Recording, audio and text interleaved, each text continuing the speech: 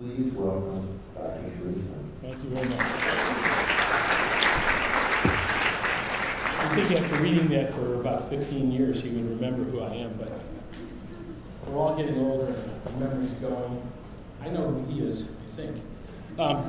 So many years ago, Charlie Vanderhorst, who's on the faculty here, you may know have heard of him, asked me to do this course, and Charlie is one of the guys who charged in when HIV was just getting going and has been a hero for all of us who work in AIDS. And so when he asked me to do it, I said, of course, but I've been doing it ever since.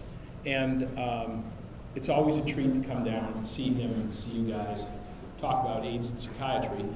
One of the first questions people ask is, why AIDS and psychiatry? Why do we need psychiatrists? And the answer to that's pretty simple. We know what causes HIV. We know how you get it. Most of you know how to get it. And yet, most of you don't have it. Whereas in Baltimore, in downtown Baltimore, we have rates of HIV similar to sub-Saharan Africa, higher in some places. So what's the difference? Well, the difference is people with psychiatric conditions who can't change their behavior. Those conditions drive the behavior that gets people infected with HIV, and then HIV makes those conditions worse. So when I came to the AIDS clinic, I was sent to help dying gay men deal with their own mortality, and by the time I got there, about a year later, what we were seeing was a huge number of patients, a few patients who were dying, because it was 1988 and 87 when people were still dying, but a lot of patients who were HIV infected who weren't dying, but had terrible psychiatric disorders and who were creating chaos in the clinic. And no, that's because when you go to do your internal medicine residency, you have to do 0 months of psychiatry in order to finish your residency.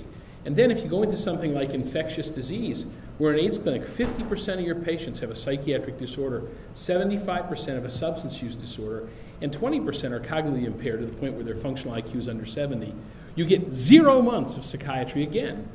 So it's hard for people who are in infectious disease clinics to cope with the psychiatric pathology that they see. And it's one of the principal drivers of the epidemic. People with HIV, people with psychiatric disorders are much likely to get HIV. They're less likely to get treated. They're more likely to die. And when people get HIV, they're more likely to develop psychiatric disorders if they don't have them. So I thought I would talk to you about that a little bit. And mixed in with that, I want to talk to you about psychiatry a little bit, because psychiatry is the discipline of medicine in the deepest trouble. We are in deep doo-doo in psychiatry. We've talked about alien abduction psychotherapy and past life regression psychotherapy. And on TV, we're never Mel Gibson, we're always Mel Brooks. The psychiatrist is always the comic relief doctor. And part of that is because mental illness is frightening. And part of it is because psychiatry has been incoherent.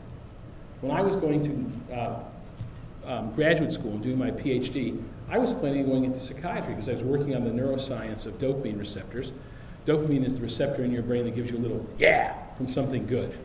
And it's a very interesting receptor to study because it's implicated in a lot of the psychiatric disorders. And I was looking at it. And I thought, well, I'll go to medical school, I'll get my MD, and I'll work in psychiatry on neuroscience.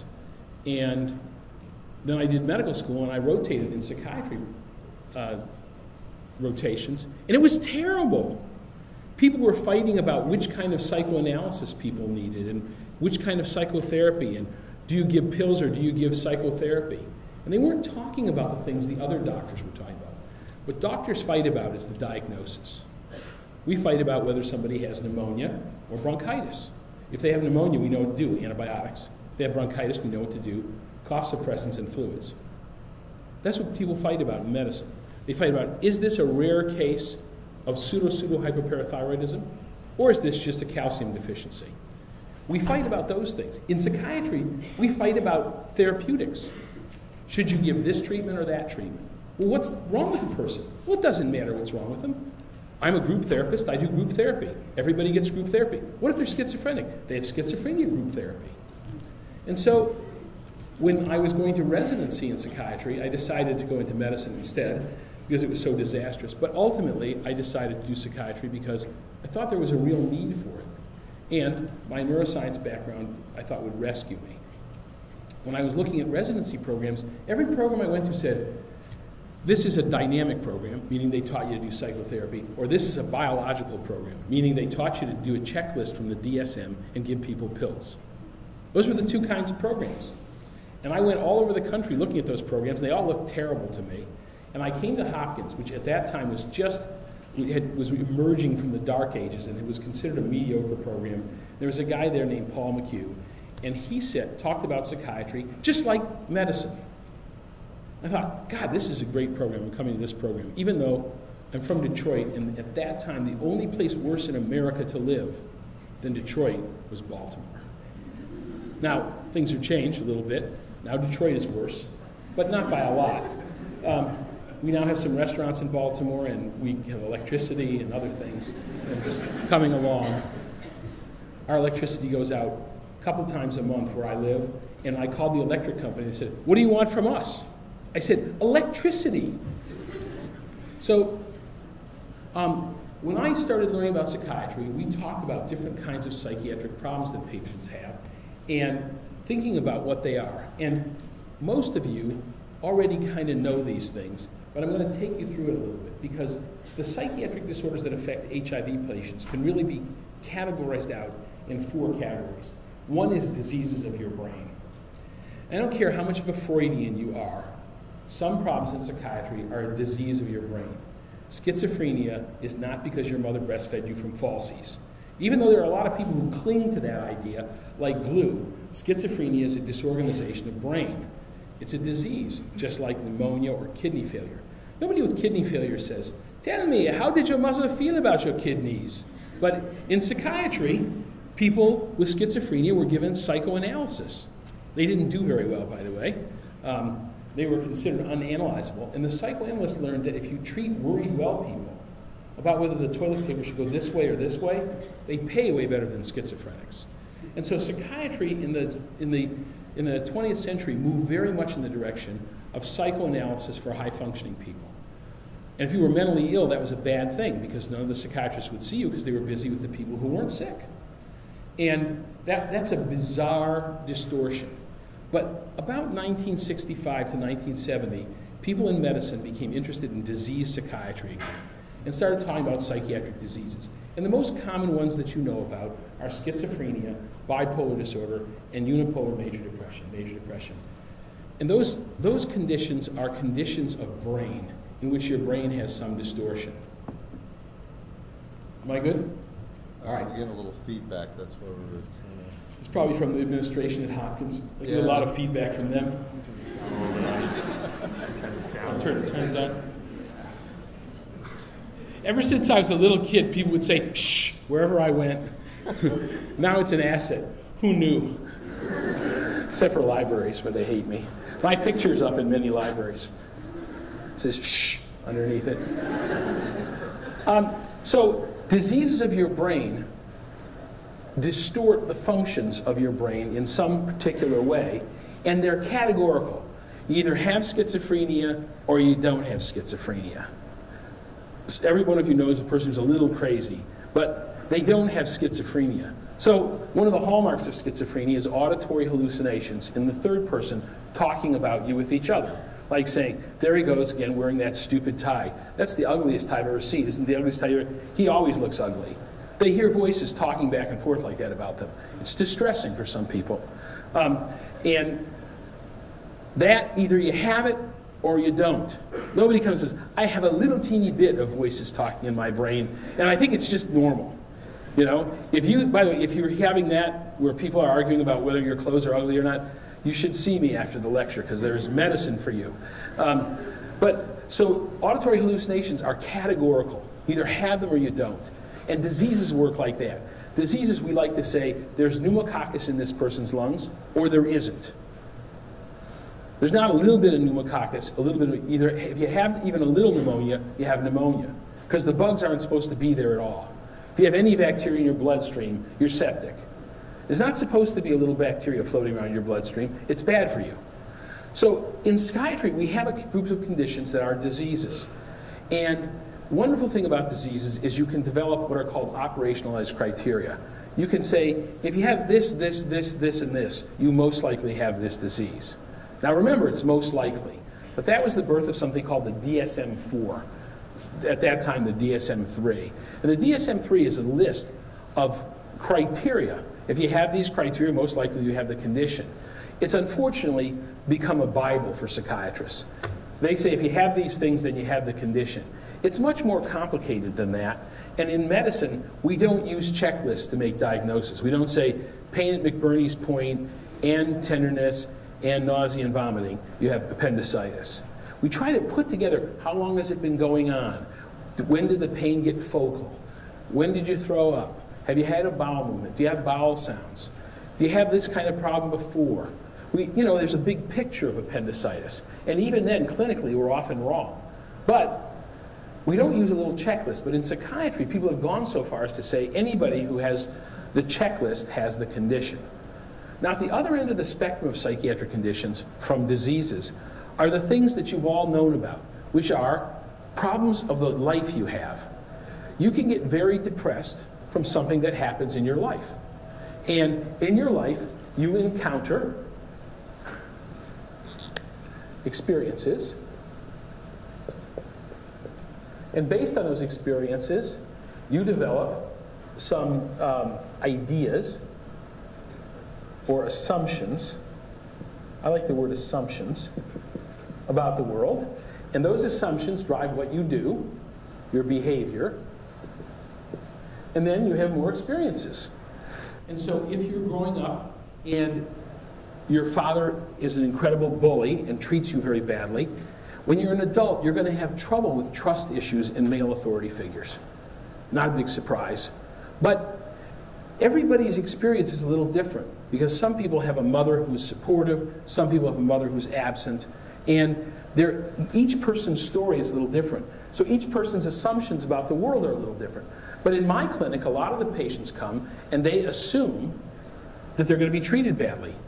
They come in and they talk about Tuskegee with the nurses and how bad it is for black people in Baltimore and how nobody's giving them a break, and they've had terrible institutional experiences in medicine. By the way, institutionalized medicine, like what you get in prisons and in juvenile delinquency homes, is terrible medicine. So they've had bad experiences, and they come in with an assumption that this is going to be another bad experience, and they behave like it. And as good as our nurses are, and they're very good, they get tired of that. So when they behave badly, they do have a bad experience. They say, see? Everybody in Baltimore has a cousin's friend's relative, sister's friend who went into Johns Hopkins and was never heard of again. And so when people in Baltimore get sick, they don't want to come into Johns Hopkins until they're really sick, and often too late, and then they're never heard of again. And everybody says, see? And it's behavior drives experience, experience drives the assumptions, and assumptions drive behavior. So I'll give you an example of a case. In medicine, we have some patients who we will call narcotic-seeking patients. They seek narcotics. And the way they seek narcotics is to come to doctors and have tantrums, scream, jump up and down, or tell them they're in agonizing pain or whatever else. And they get those narcotics, and those narcotics are immediately lost and have to be replaced the next day. And one of these particular kind of patients was referred to me. And in our clinic, when they refer somebody, they say, you can't have any more narcotics to see Dr. Treisman, which makes these patients much more charming when I first see them, because they're not very happy with the whole system. And they don't like seeing me. So he comes in and he yelled and screamed and jumped up and down, threatened me and told me I had better call security. Something terrible would happen if I didn't. And then he cried and wept and told me how awful it was. And none of those things worked very well. And I said, listen, we're going to run out of time, and then I won't be able to give you any narcotics. So if you want to answer my questions and tell what's going on, I'm glad to have that. Otherwise, you can keep doing this thing till we run out of time, and then I'll see you tomorrow or next week. So then he was cooperative, told me his story, and he was taking about 30 Percocets a day. Percocet is a combination of oxycodone and Tylenol. 30 oxycodone, 5 milligrams is a lot of oxycodone, but you get used to that. 30 Tylenol can wipe your liver out. And this guy was taking 30 Tylenols a day, and his liver was normal. This guy had a liver of steel. And, but he was taking a lot of narcotic. And I said, well, how much are you taking a day? And he said, I don't know, 12, 15. I said, well, I added up all the ones you've gotten and divided by the number of days that you've gotten them over. And it looks to me like about 30 a day. And we're going to start your taper with whatever you tell me you're taking. He said, yeah, it's 30 a day. I said, okay, how about if we go down by 1 pill a day? And he said, okay, 1 pill a day. He thought I was going to write a prescription for 30 plus 29 plus 28 plus 27 plus 26. And in drug addict math, that's 200 million. It's like government math. And so I wrote him a prescription for 30 and said, see you tomorrow. He said, oh, Dr. Treisman, I can't come here every day. I said, look in your chart. You're here every day. You come to this clinic more than I do, and I work here. You practically live in this clinic. And when you're not here, you're in the ER. Tell him you can't come here because we're closed. He said, yeah, well, okay. So he had to come every day to get a prescription for that day. He didn't like this plan. But it was that or no narcotics. And I want you to know something. When you're addicted to narcotics, they call to you. So he agreed to this plan. And over the next about 2 years, he would come every day for 2 or 3 weeks and get down to a reasonable dose. He got down to about 6 or 8 Percocets a day. That was fine with me. But we'd go back and forth between 6 and 12 and 5 and 6, fight about it. And he would, when he was doing well, I would go to once a week. And we did well for 4 weeks. He'd go once a month. And then he would lose his medicine, go back to every day. And then he would do well. We go to once a week. Then we go to once a month. He'd lose his medicine. We go back to every day. We did that about 8 or 10 times over about a year and a half. And he got the message. He's really going to do it every time. So then he started to come once a month and not lose his medicine anymore. However, when he would go once a day, I would tell the nurses, every morning, when you take his prescription, I want you to fold it in half and stick it in the nursing station window. So when he comes to the waiting room, he can see it. Don't put the name where anybody can see it. Nobody will know whose it is except him. He'll know it's his. And make him wait 10 minutes before you give it to him. I don't care how slow it is. I don't care if you've got nothing else to do. Make him sit there for 10 minutes. And I said, when you're there, you have to be polite or the nurses will not give you your prescription and you'll have to find me. And some days I'm not here. I'm in North Carolina. And also, you will be my last priority. And sometimes that's at 8 at night. So you won't like it if they tear it up. So be polite. And he was polite. Because, I don't know if any of you have a pet, but if you have a dog biscuit, they're polite. And he was polite because there was that piece of paper that he wanted that had narcotics on it. So I changed this guy. About 2 years into it, he said, you know, Dr. Treisman, there must have been a lot of staff turnover in your clinic because the nurses are a lot nicer than they used to be. The nurses hadn't turned over at all. He had changed. I had given him a new experience. And I'd given that experience by changing his behavior. And that changed his experience and his assumptions and his behaviors. His assumption, of course, is the nurses are now different because they're nice. But his assumption is the nurses are nice. So he behaves better. And he has a better experience. And now we've changed the track. Now this guy was a difficult patient in many respects. One time he tried to bribe me. And I said, why would you try to bribe me? He said, Dr. Treisman, in the world I come from, you can bribe everybody. And I believe it. I've never tried to bribe policemen when they pull me over because they have that stick.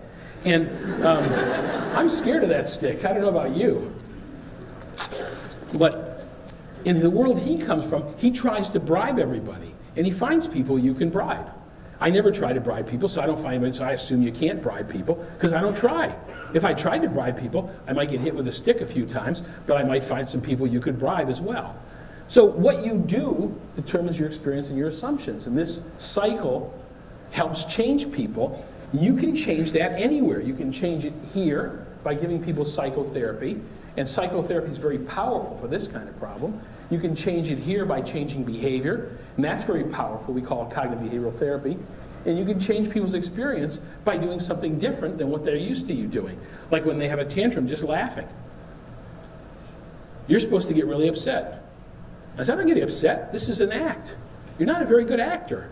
You should take acting lessons. But if you're not get mad, then what's the point of having a tantrum? You know, if your parents smile at you when you're in tantrum, just sort of laugh and say, finish your tantrum and then we'll have dinner. You know, that kind of takes the wind out of it. So this is incredibly important in psychiatry, and unfortunately, it's been completely lost in the DSM world of checklist diagnosis. Because there's no such thing as mean parents disorder or difficulty with a teacher in the 10th and 11th grade disorder, or I stubbed my toe at a crucial time, didn't make a date, didn't marry the girl I wanted to, and now I'm lonely disorder. Each person's life track is different, and you have to understand people's lives to understand some of the conditions they have in psychiatry. And these conditions are as important as diseases, but they follow a very different logic. This is the logic of life story, and when you see somebody like this, you try to change the script, like I just did with this guy.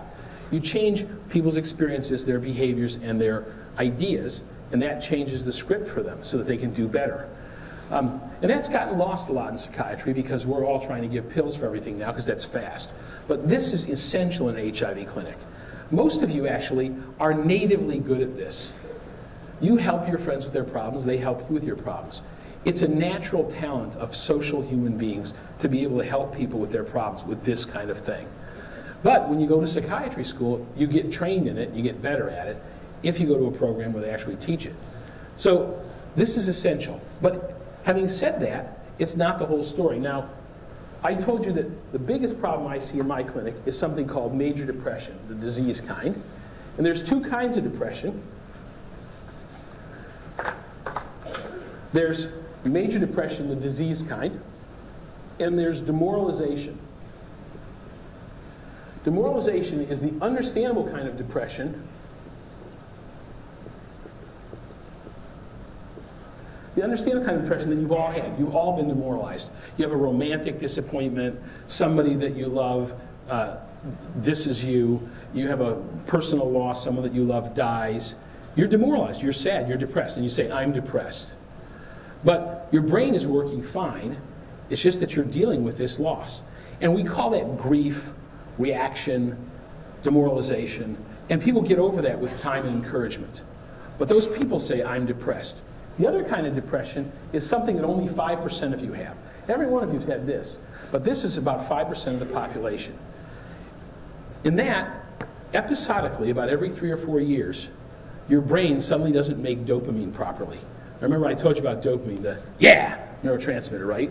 And so if you like basketball and you shoot a basket and it swishes, you get a little dopamine, right?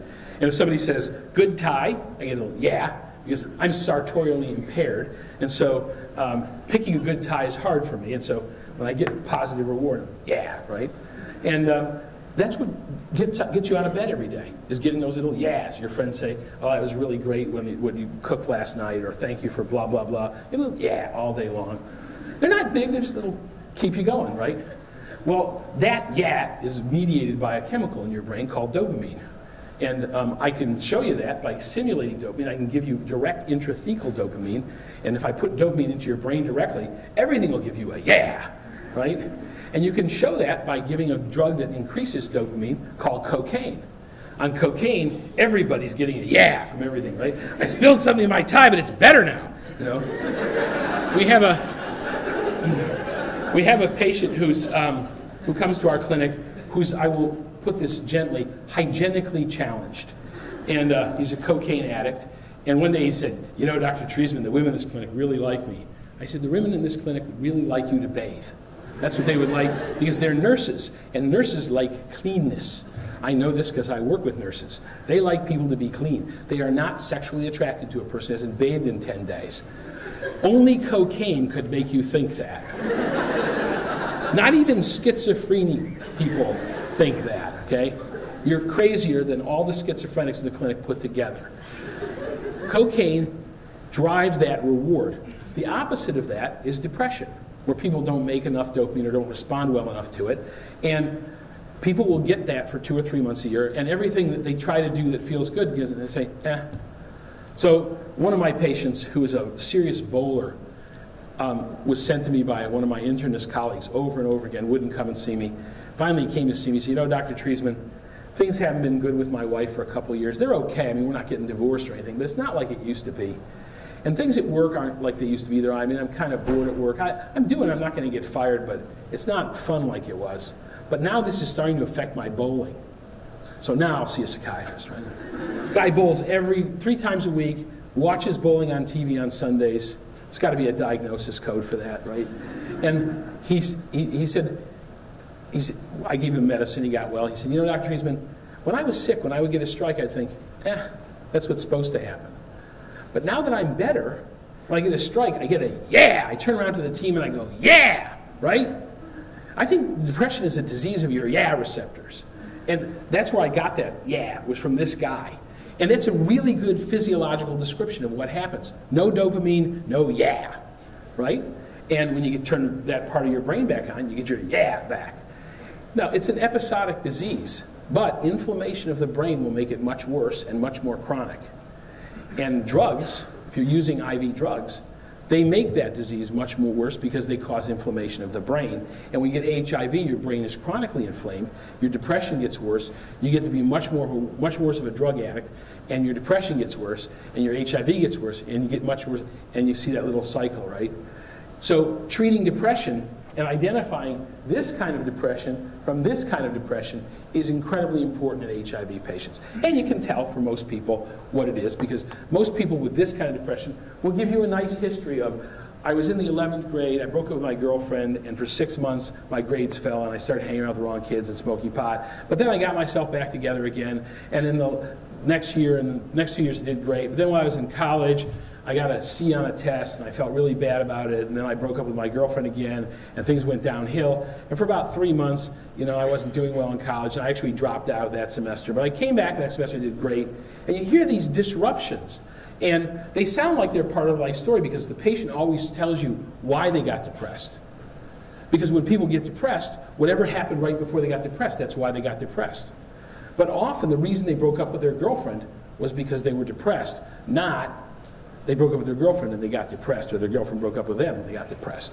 So this kind of depression has a nice story behind it. This doesn't kind of go wax and wane through the day. So people who have had a loss, who are grieving, when you distract them from their grief, they feel okay. So a month out from the death, they'll be talking, they'll feel pretty normal, then they'll remember that so-and-so died and they'll feel terrible for 5 or 10 minutes, but then they'll get distracted again. And the further out you go from the incident, the more distracted you are. But when you remember it, there's this welling up of sadness that people describe. That's part of the stage of recovery from grief. This condition doesn't do that. This condition does that. You know, people talk about denial, anger, bargaining, depression, acceptance, these phases of grief. This just makes you the same all the time. Now, some people, when they're depressed, are sad, and then it's a good name for it. But some people, when they're depressed, aren't sad at all. They just feel flat and empty. And some people, when they're depressed, are cranky because they're not getting any yeah, and they get mad. And a lot of my patients fall into that category. And they don't appear depressed in the traditional sense, because when doctors describe depression, they describe depression in how they are when they're depressed. But when the patients get depressed, if they're really sensitive to rewards and they're not getting any, they get irritable and difficult, like my guy who threatened me and yells. And it's much easier to get addicted to drugs when you're depressed. So the commonest disease of brain in HIV clinic is this condition, major depression. And it's a disease. You give pills and people get better if you give them the right pills. But it can be tricky finding exactly the right medicine. And people with brain inflammation are harder to get well than the average person. So every once in a while someone walks in, referred to me by one of my friends, and I give them a medicine and they're better. And it's just so great. This just happened to one of my colleagues. One of my colleagues came in and said, you know, I just can't work and I can't do anything. I feel terrible. And I gave him some bupropion. And 2 weeks later he said, I'm completely back to well. That never happens in the HIV clinic.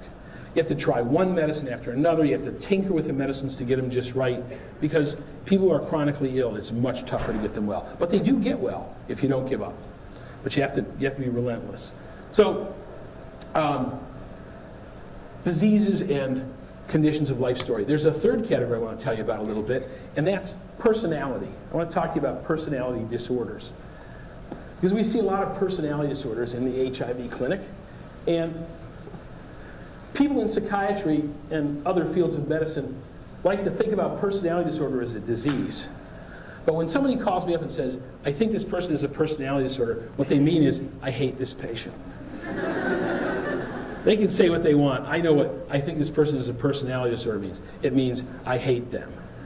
One of my nice little medical students after she got on the house staff at Hopkins, she was doing her residency. She was up attending on being a resident on the AIDS service. She came into my office one morning, the door's open, she comes in, sits down, closes the door, and starts crying. This is always a bad sign. And she said, Dr. Treisman, I think maybe I'm in the wrong field. Maybe I should go into radiology or pathology where I don't deal with patients. I said, why? She said, well, I have this patient, so-and-so, up on the AIDS clinic, on the AIDS floor, and on my way to work, as I'm getting there, I find myself hoping that he died during the night. And I think that's bad. I shouldn't be thinking that. I should probably be doing something else. I said, I know that guy. Everybody hopes he dies. Because there are some people, everybody hopes they die. Because they're torturing their doctors. And people describe that as personality disorder because it's part of what the person is. A disease is something you have. Life experience is something you encounter. But personality is who you are. And personality disordered people, their disorder is what they are. They are that person. And when people talk about personality disorders, they usually attribute it to either your mother breastfed you from falsies, which is the psychiatric default, or a disease of brain. But in fact, it's a different thing than those. So some things in human beings are distributed in normal distributions. See my normal distribution here? So here's the population, right? The percentage of the population. There's a few people down here, a lot of people in the middle, and a few people out here. So height is one of these things. So here are the short guys, and here are the average height guys. I'm right there. And here's the tall guys. And this is the perfect height, because it's the best height for survival over 100,000 years. Now, I want to point something out that's really important. It's not the best height for survival any year. It's the best height for survival averaged over 100,000 years. So for instance, if you dressed for March 27th in Chapel Hill every year for the average temperature, you'd be wrong almost every year. Because it's almost never the average temperature. It's either colder or hotter than the average temperature. And the same is true with these kinds of things. Being in the middle is good over average. But in one particular day, it's better to be tall. And in one particular day, it's better to be short. Short people live longer than tall people. They have less falls, less injuries and falls. They have less hip replacements, less aortic aneurysms. They survive cold better, heat better, thirst better, hunger better. They're more green and eco-friendly. They need less cotton to make their shirts. These guys are eco-friendly survivors. These guys run faster, jump higher, and say, hey, I'm tall, I have more height, and I'm better than you. And they can play basketball. And they can slaughter me at basketball, because they're taller. But I have to teach them all differential calculus, so it balances out. But you are where you are on this curve. These people can be a jockey. These people can't be a jockey. In fact, even these people can't be a jockey. You have to be there to be a jockey. And these people are specialized. They're extremely good in one environment. And these people are specialized. They're extremely good in one environment, but they're not so good in other environments. These people are generalized. They're only fair in every environment. Nobody goes up to anyone and says, hey, go out with me, I'm average.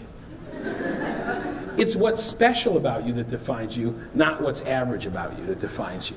And the extremes are where we do well, but also where we break down. And personality disorder tends to be a group of people who have an extreme of endowment of temperament. I'm going to tell you a little bit about that. So we're going to call these people introverts. We're going to call these people extroverts. Okay? And the introverts, you guys are here. The introverts focus on the future rather than now, on avoiding consequences instead of getting rewards, and on function rather than feeling. You have feelings. But if you don't feel like it and you're still got to take the test, you go. You don't have to feel like taking the test. You go take the test. Why? Because if you don't go, you'll flunk. Now, flunking doesn't hurt. It's not painful. It's just painful psychologically. And it happens later. So a lot of your friends who never went to college didn't go because when they had to go for the test, they didn't go because they didn't feel like it. It was beautiful out and they didn't come to class today. And you only do that for about a half a semester, and then like I did when I was at Michigan, you have to take some time off because you're not going to class and you're not passing. They yell at you, and eventually you realize you have to actually study now that you're at college. So, because I didn't study till college. I mean, in high school, back when I went to high school, it was the 60s and 70s, and we didn't do stuff like studying. I won't tell you what we did, but it was, those were interesting times. Anyway, I have recovered most of my high school education now. You guys are consequence averse. You think about consequences. Other people are reward seeking. So my accountant is right here. He's extremely consequence averse. He's an accountant, he's a wonderful accountant, but he worries about every conceivable thing. What if this happens? What if that happens? What if this happens? What if that? What if you get audited? What if, do you have a receipt for that? And he adds the numbers up a lot of times, and each time they come out the same way, he's relieved. Because it could be wrong. If it's wrong by $5, what's the big deal? It would be wrong. You don't want to be wrong. Most of you can tolerate a few cents of wrong. He can't. We went to this little deli for lunch one time. There's a little tiny deli in Baltimore called Edmart. It's littler than this thing. We're sitting in there having our corned beef sandwiches, and this beautiful woman walked by, and I said, God, look at that beautiful woman. He says, yeah, she probably has venereal disease. I see a beautiful woman, he sees chlamydia, right?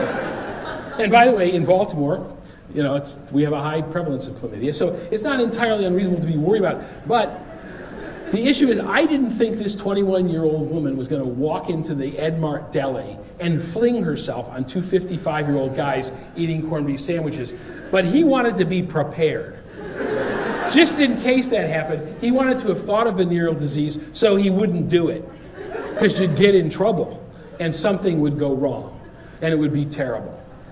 And introverted people, like my accountant, are very good at the future, at adding numbers up, and avoiding consequences. Not so good at dancing.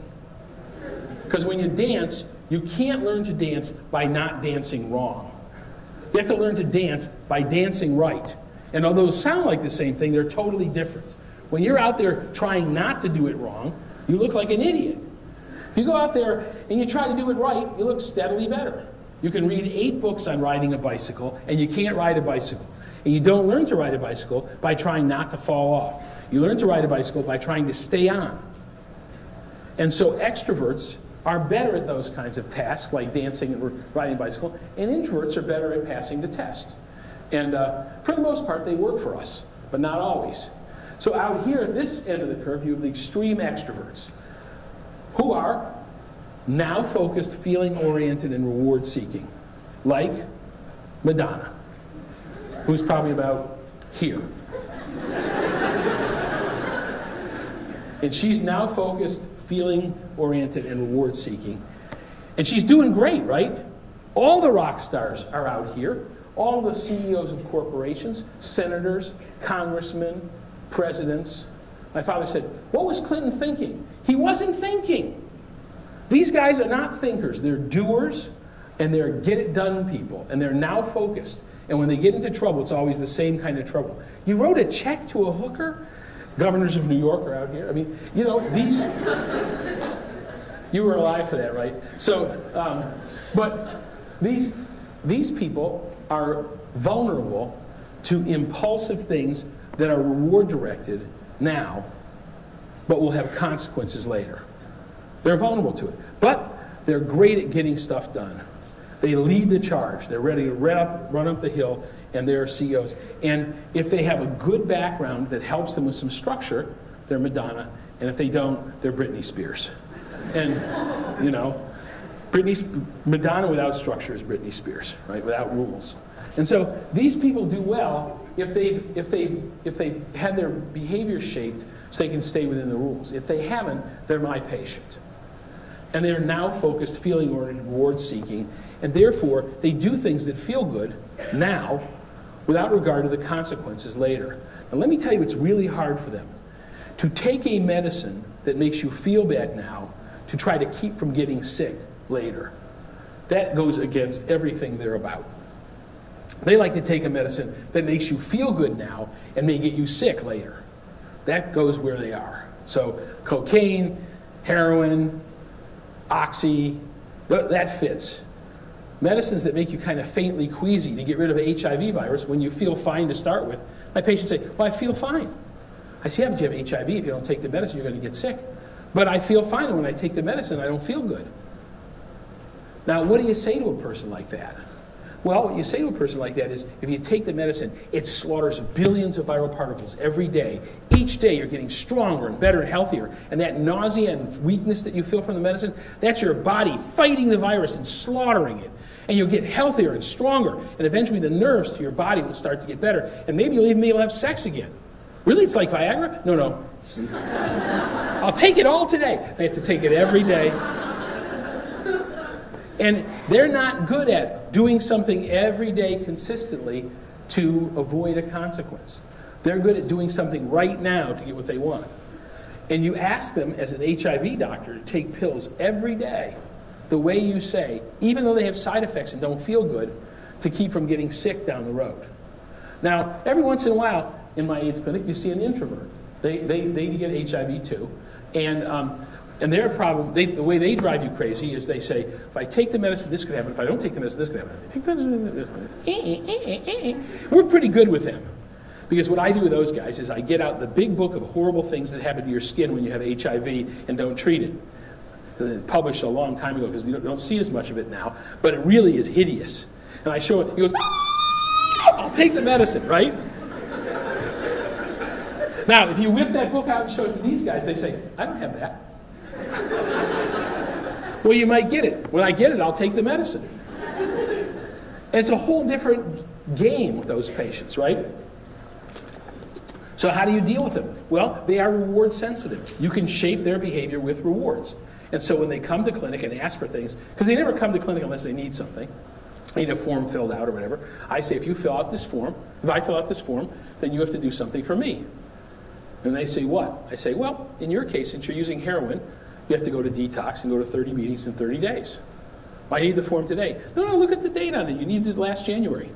But I will fill it out for you when you've gone to 30 meetings in 30 days and you come in with a negative tox screen. Well, can't you give it to me now? I say, no, let me show you something. These are credit cards. I have credit cards, and that's because I pay the bill each month. You don't have credit cards. So you and I are going to have a debit relationship. We're going to have a debit card relationship. You do what I want you to do first, and that puts the money in the bank, and then I give you the form. See? Because I'll tell you how bad your credit is. I have a cat named Shmoo. I don't have him anymore, but I've had him and I once applied for a credit card for my cat, and he got a credit card. I say to my patients, your credit rating is worse than a cat.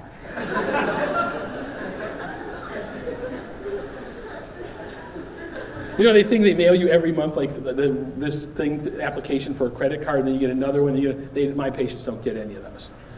If they're mailed to them by mistake, a guy comes when they're opening it up and grabs it and runs away. So you have them do something, and then you reward it. You reward it by giving them what they want. And you reward things with attention and time. Doctors don't like to spend time with their patients because they're too busy spending time with their other patients.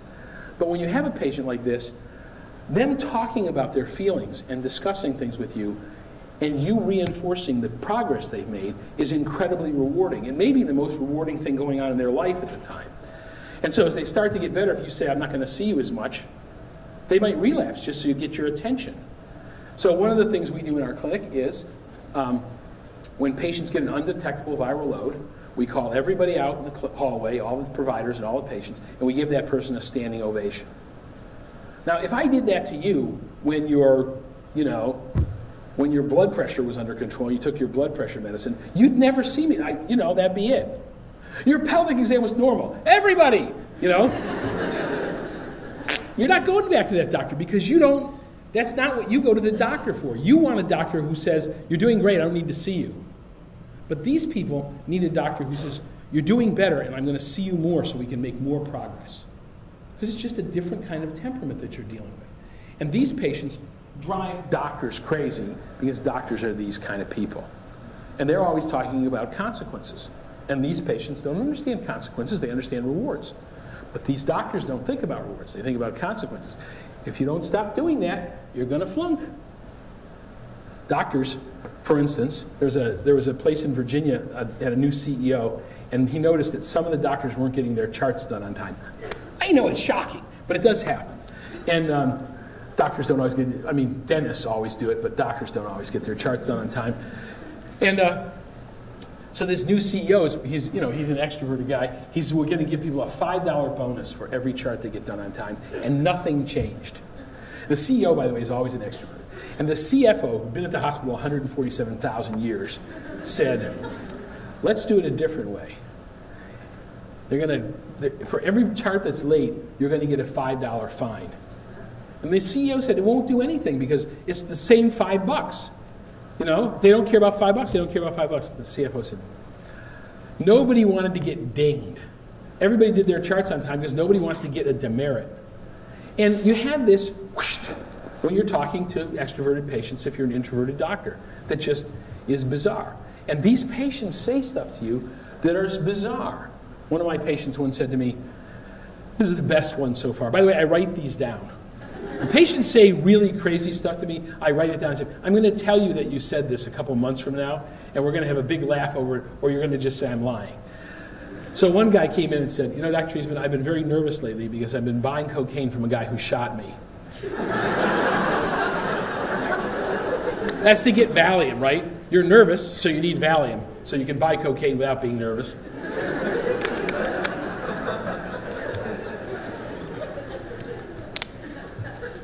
And I said, why do you buy cocaine from a guy who shot you? Because I'm very understanding. And the guy said, well, because he has cocaine. And I said, look, I really like prime rib, but if I went to the prime rib restaurant and the maitre d' shot me, I wouldn't go there anymore. He said, you know, Dr. Treisman, with an attitude like that, you could miss out on some really good meat.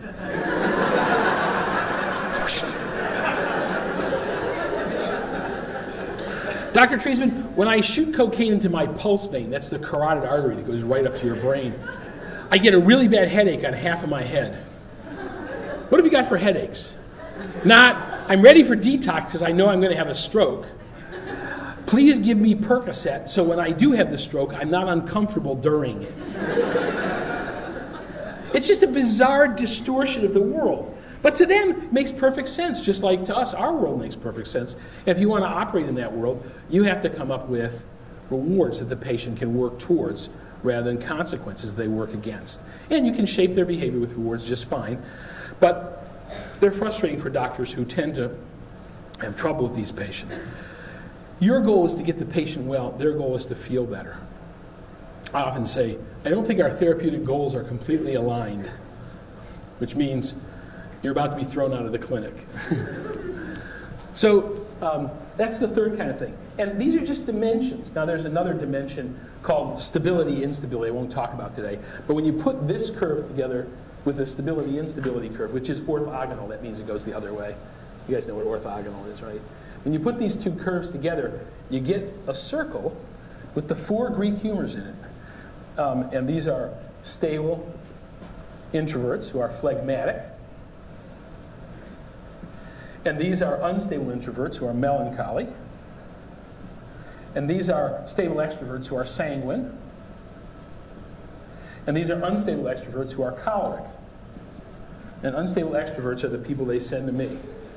They're very difficult patients, but they get better as long as you understand their temperament.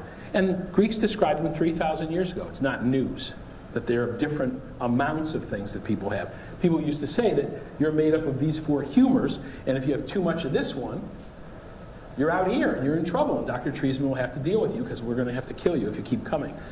And you made that resident cry. So that's the third kind of problem patients have. The fourth kind of problem patients have is addictions. And they are a different kind of problem because they're a problem of behavior and reinforcement. I want to talk to you about that for a minute because it's just as important as these other things I've been telling you, but doctors tend not to understand this either. It's incredibly important in the world of HIV. So, blackboards are better, right? PowerPoint would be tedious. I have all this stuff on PowerPoint, but isn't this better? I'm awake. So you have an opportunity to do a behavior. Let's say, pick out your tie. And you pick out your tie, and somebody said, you look great today. You're going to wear that tie more, right? That's positive. And if somebody says, who dressed you today? Stevie Wonder? You're going to wear that tie less. Right? And that's Learning Theory 101. Right? A guy named Thorndike in 1913 said that. The behavior is driven by the immediate consequences of the behavior, right? So the rewarding behaviors, we will go up, and behaviors where you have consequences, you go down. Pretty simple, right? So this is operational in most of the learning we do.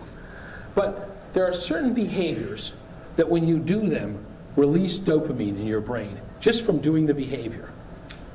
So you do the behavior, and your brain releases some dopamine. I'll write reward here. But yeah. Then you're satisfied for a while. Satiation. And then you get hungry. I'm going to write craving. And then you do the behavior again, right? So let me give you an example. Baby cries. Something delicious pops into his mouth, which releases dopamine in his brain. Milk. And then after a while, he's satisfied. And then he gets hungry. He does the behavior again. And the milk pops in. Milk. Right? After a couple of 100 years, you start to say, now you have to say, Mommy, can I have some milk? And if he does that behavior, he gets the milk. Right? And you shape his behavior with this cycle. But this is a positive feedback loop. And those are very dangerous in biology. How many have taken Biology 101? Remember positive feedback loops? Sometimes they're called suicide loops in biology. They're to accelerate things. They're cycles that amplify. So this is an amplification cycle. It will make you do it more and more. All amplification cycles in biology are highly regulated because they are dangerous and will get out of control. For instance, this one could make you chubby. Right? It's bad to be chubby. My doctor keeps telling me that. And I'm less chubby than I was, but not as less chubby as I could be. Because when I eat, I get dopamine, and it's hard to not get dopamine. Right? Some people's set point is a little lower, and they don't tend to eat too much. And other people's set point is a little higher, and they have to eat more to get the satiation part, and they tend to eat too much. Now, that cycle is dangerous, can make you chubby. Why is it in your brain? What is that incredibly dangerous cycle doing in your brain? Why is it there? Anybody? Yes? Help you survive in what? Environmental? Yeah, and help you survive in environmental low food. That's good. How many of you have been food poisoned? Raise your hand if you've been food poisoned. When did you think you'd eat again? Never. Someone said it right over here. That person's really been food poisoned. Because when you're actually food poisoned and you're hour 4 of retching your guts out, you say, I'm never eating again. And you don't mean at that restaurant. You mean I'm not eating any food. And if somebody asks you, say, well, I'll get TPN, I'll get peripheral, I'll get it through a central line. I'll get it. I'm not eating food ever again. Right? Because you had an incredibly negative experience. Right? 100,000 years ago, there were no refrigerators and no Zagat guides. And we got food poisoned a lot. And anybody who didn't have this cycle never ate again, and they couldn't join us today because they were selected against 100,000 years ago. And that's why it's there. What he said, it's a robust amplification loop, not just to make you chubby for times of lean, but to keep an adverse experience from permanently, because let me tell you, if someone walked up to me and said, oh my God, that tie is so ugly, I cannot believe you wore that. It makes me want to throw up. I'm not going to wear that tie anymore. Ever. And I didn't even have to throw up. If I threw up, I'd really not wear it again. So this cycle is a positive feedback loop, and it's there for eating, sleeping, and sex, right? So I don't know if any of you ever had a fire in your house while you're sleeping. I've had this. But when you leave the house during the fire, you say, I'm not sleeping ever again. And you don't really think you're ever going to sleep again because you get jittery while you're sleeping. And the first time you sleep, it's the middle of the afternoon, and you lie down on the couch, and you take a nap, and the sun's right on you, and it's heaven. And this cycle works to get you to sleep again. So for instance, if you're food poisoned, usually 2 or 3 days later, you say, maybe some plain dry toast. Toast. Maybe some plain pasta. Pasta. And after the fire, you know, nap, right? Because a little dopamine, right? And probably none of you have been married to my ex-wife, but I want you to know it can go terribly wrong. I want you to know I've been happily married for 25 years to the most wonderful person in the world. But before that, I was young and stupid. And you can say never again and mean it with absolute sincerity. But after a while, toast. And away you go, right? If you didn't have that, you'd just read books. So that amplification loop is there to drive behavior. Now, why am I telling you all this? Why is this important? Because behavioral disorders are dysregulations almost always of that cycle, in which somebody does something that overdrives this. So cocaine works right here, and it releases dopamine. And there's no turnoff for it because it wasn't there when we were evolving. We didn't have cocaine 100,000 years ago, and so there's no turnoff for it. So you use it way too much. You crave it, use it. Get rewarded, crave it, use it, get rewarded. And you can see people who try their first snort of cocaine, and the next day they've sold their car that night to get cocaine. It just gets out of control right away. Opiates do this, cocaine does it. People who are sensitive to alcohol and get a good reward from alcohol are much more sensitive to this. And the cycle gets out of control. Now you say, wait a minute, Dr. Treisman. We're not all addicted to anything we've ever tried. We're not all addicted to alcohol. We've all had a beer. Who gets addicted depends partly on how much of a reward you get and how many other things in your life are rewarding. So if this cycle is competing with the other things you're trying to do, it tends to get competed out. So you try a little beer, it's great, but the next day of class, and that's important. You see your friends, that's important. You have all these things in your life packed in that compete and keep the alcohol from taking you over. But if you have depression or you have other things that will make this salience of that reward much more intense, you're much more vulnerable. So how do you study that? Well, you study that by using behavioral models, and I'll tell you about one. You take a rat and you put him in a cage. And when the little light comes on, if he presses the bar, you give him food. And a hungry rat will press a bar about 30 to 50 times to get food. If you make him press more, they just wait. And then you put a second little light in the cage, and when that light comes on, if he presses the bar, he gets cocaine. And they'll press that bar a lot for cocaine. So the best studies are in baboons. A hungry baboon, 50 times for food, 500 times for heroin, 5,000 times for cocaine. For one shot. The record-holding baboon, Joe Brady told me, pressed the lever 12,000 times for a single cocaine injected. Now, when I was going to graduate school, we said cocaine isn't addictive because there's no withdrawal from it. Because like all introverts, doctors thought that the reason people use is to avoid withdrawal. They weren't withdrawing the first time they used to get high. The withdrawal is an epiphenomena. You don't need it to be addicted. What you need is the reward part to be addicted. And so cocaine, even though there isn't much of a withdrawal, is very addictive because it's so powerfully rewarding.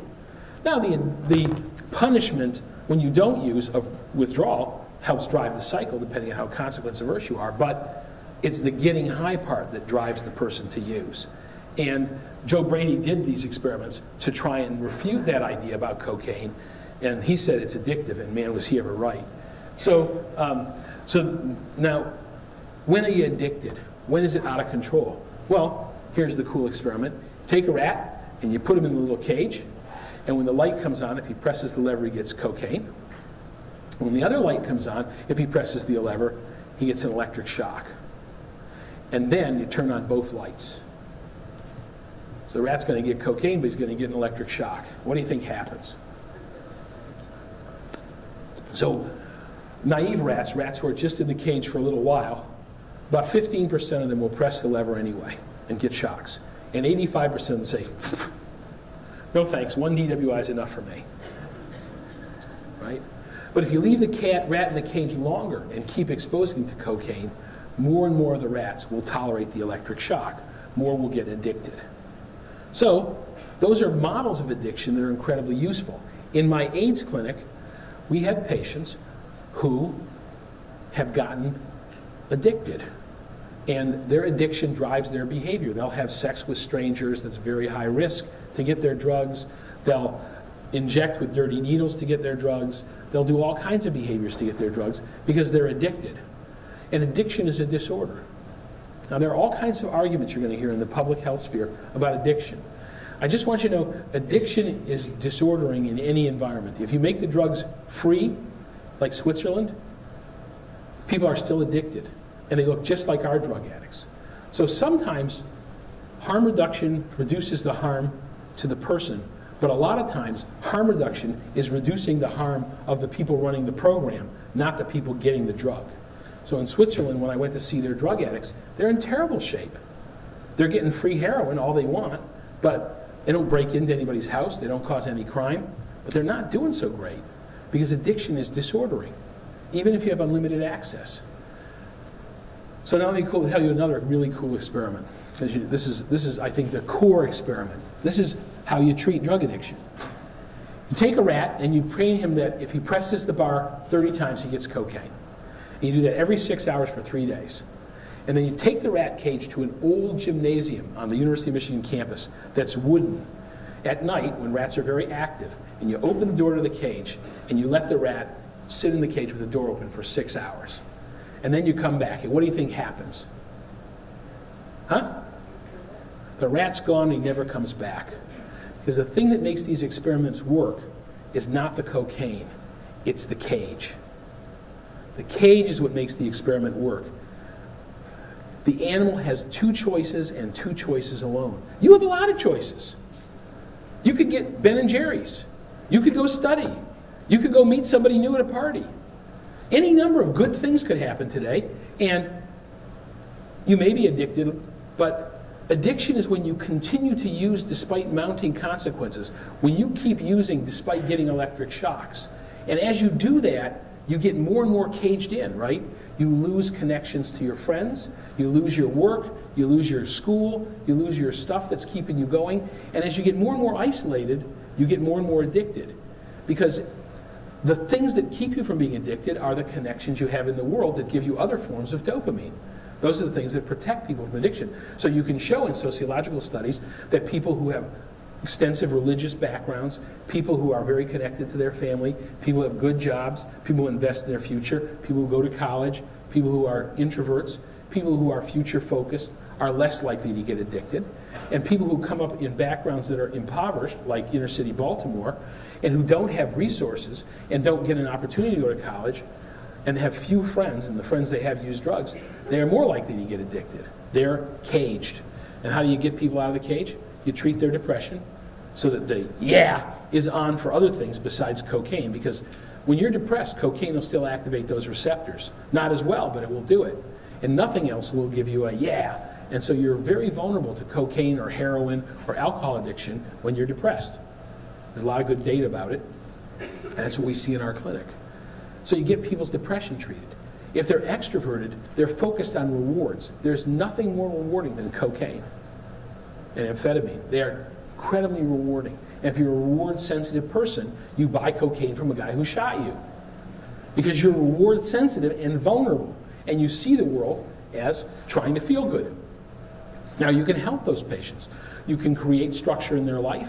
You can give them rules to live by, and you can hold up little carrots that are different than cocaine that gradually reinforce them into a different pattern of behavior and keep them further and further away from the cocaine so they don't get addicted. Then, there are people who have horrible life circumstances. Their expectation of life is that everything's going to be horrible because that's what they've experienced. People who've had institutional experiences with medical care. People who've had terrible experiences on the streets. Drugs are their respite.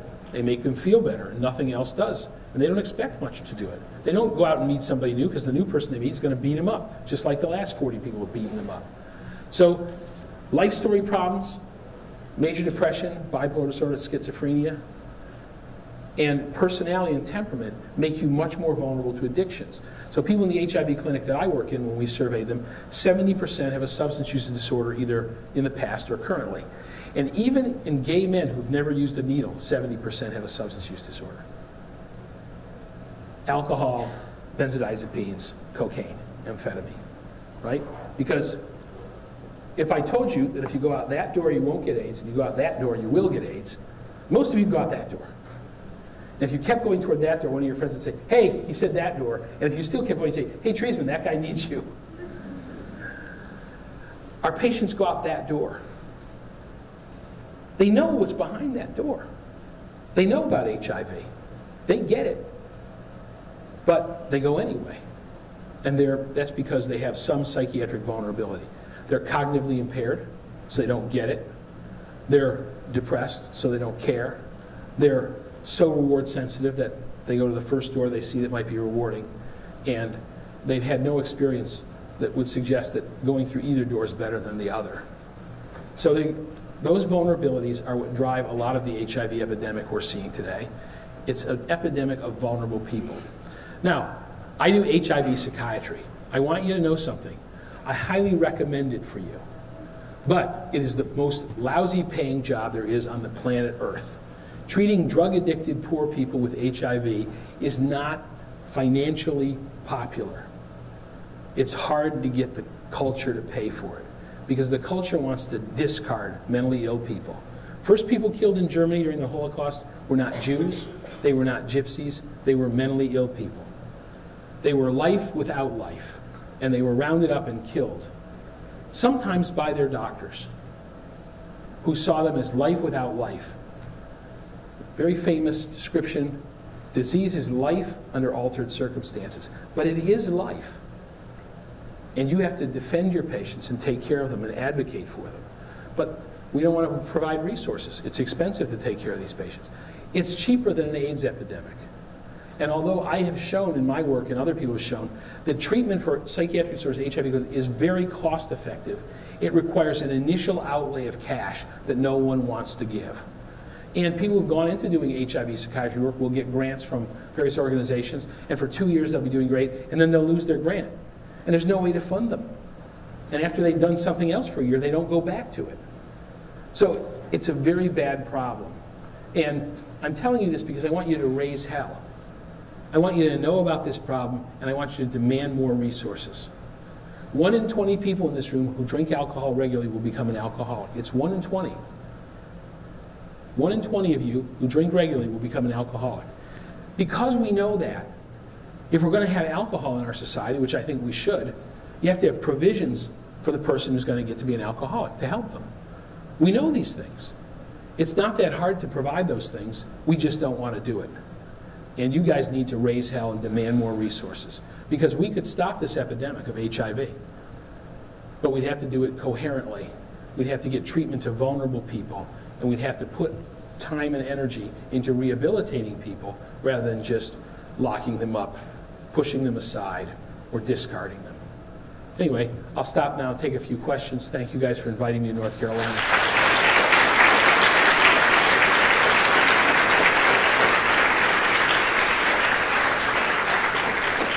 It's fun, right? By the way, my job is the most fun job there is. Questions? Yes, sir. How many patients? So about 26% of our patients are personality disordered.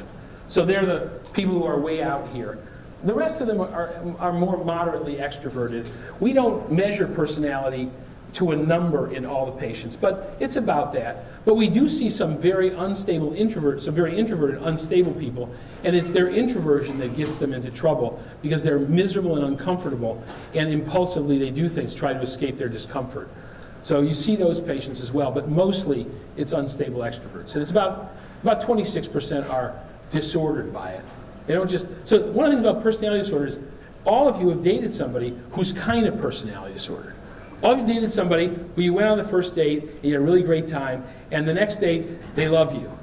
And the third date they want to marry you, or they want to carve your initials in their forehead, and you are saying, okay, right? And Personality disorder, there isn't a line that cuts it off. It's not categorical like schizophrenia. There are people who are more or less personality disorder. And most people can overcome their extroversion and instability by learning how to cope with it. But there are some people who are so extroverted and so unstable that it's very hard for them. Other questions? All right, thank you guys. See you next year.